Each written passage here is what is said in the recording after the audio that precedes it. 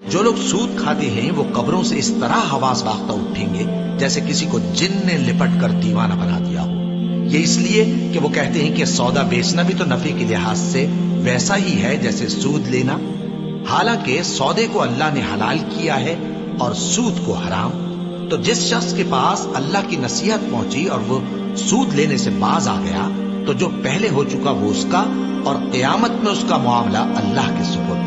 اور جو پھر لینے لگا تو ایسے لوگ دوزخی ہیں کہ ہمیشہ دوزخ میں جلتے رہیں گے۔ اللہ سود کو نابود یعنی بے برکت کرتا اور خیرات کی برکت کو بڑھاتا ہے، اور اللہ کسی ناشکر گناہگار کو دوست نہیں رکھتا۔ جو لوگ ایمان لائے اور نیک عمل کرتے اور نماز پڑھتے اور زکوٰۃ دیتے رہے، ان کو ان کے کاموں کا صلہ اللہ کے ہاں ملے گا، اور قیامت کے دن ان کو نہ کچھ خوف ہوگا اور نہ وہ غمناک ہوں گے۔ مومنو، اللہ سے ڈرو، اور اگر ایمان رکھتے ہو تو جتنا سود باقی رہ گیا ہے اس کو چھوڑ دو۔ پھر اگر ایسا نہ کرو گے تو تم اللہ اور اس کے رسول کی طرف سے اعلان جنگ سن لو، اور اگر توبہ کر لو گے اور سود چھوڑ دو گے تو تم کو اپنی اصل رقم لینے کا حق ہے، جس میں نہ اوروں کا نقصان اور نہ تمہارا نقصان۔ اور اگر قرض لینے والا تنگ دست ہو تو اسے کشائش کے حاصل ہونے تک مہلت دو، اور اگر زر قرض بخش دو تو وہ تمہارے لیے زیادہ اچھا ہے، بشرطے کہ سمجھو۔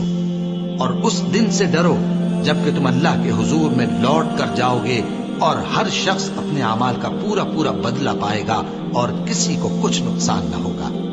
مومنو، جب تم آپس میں کسی میعاد معین کے لیے قرض کا معاملہ کرنے لگو تو اس کو لکھ لیا کرو، اور لکھنے والا تم میں کسی کا نقصان نہ کرے بلکہ انصاف سے لکھے۔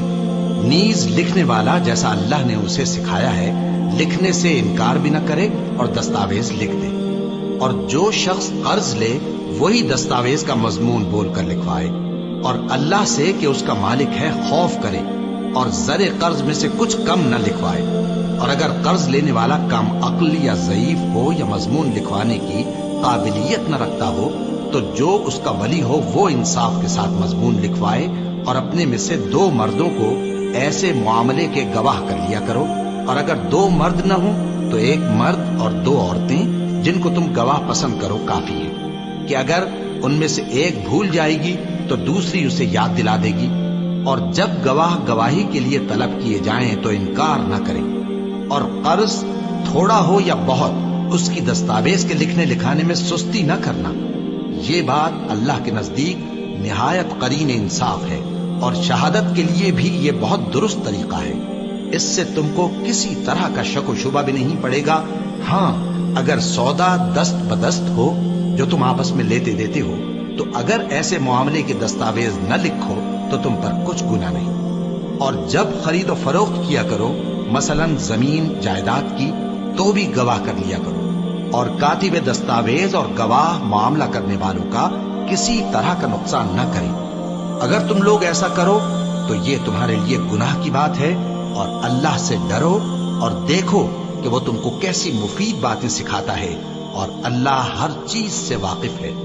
اور اگر تم سفر پر ہو اور دستاویز لکھنے والا نہ مل سکے تو کوئی چیز رہن با قبضہ رکھ کر قرض لے لو، اور اگر تم میں سے کوئی دوسرے کو امین سمجھے یعنی رہن کے بغیر قرض دے دے تو امانت دار کو چاہیے کہ صاحب امانت کی امانت ادا کر دے، اور اللہ سے جو اس کا پروردگار ہے ڈرے، اور دیکھنا شہادت کو مت چھپانا، جو اس کو چھپائے گا وہ دل کا گناہگار ہوگا۔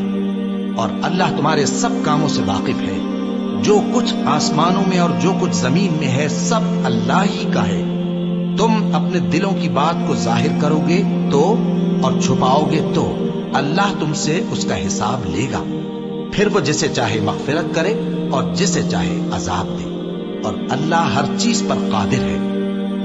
رسول اللہ صلی اللہ علیہ وآلہ وسلم اس کتاب پر جو ان کے پروردگار کی طرف سے ان پر نازل ہوئی ایمان رکھتے ہیں، اور مومن بھی سب اللہ پر اور اس کے فرشتوں پر اور اس کے کتابوں پر اور اس کے پیغمبروں پر ایمان رکھتے ہیں، اور کہتے ہیں کہ ہم اس کے پیغمبروں سے کسی میں کچھ فرق نہیں کرتے، اور وہ اللہ سے عرض کرتے ہیں کہ ہم نے تیرا حکم سنا اور قبول کیا۔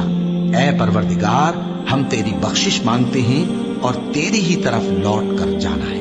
اللہ کسی شخص کو اس کی طاقت سے زیادہ کا ذمہ دار نہیں بناتا۔ अच्छे काम करेगा तो उसको उनका फायदा मिलेगा, बुरे करेगा तो उसे उनका नुकसान पहुंचेगा। ऐ परवरदिगार, अगर हमसे भूल या चूक हो गई हो तो हमसे मुआवजा न कीजियो। ऐ परवरदिगार, हम पर ऐसा बोझ न डालियो जैसा तूने हमसे पहले लोगों पर डाला था। ऐ परवरदिगार, जितना बोझ उठाने की हम में ताकत नहीं उतना बोझ हम पर न रखियो। और ऐ परवरदिगार, हमारे गुनाहों से दरगुजर कर और हमें बख्श दे और हम पर रहम फरमा। तू ही हमारा मददगार है, सो हमको काफिरों पर गालिब कर।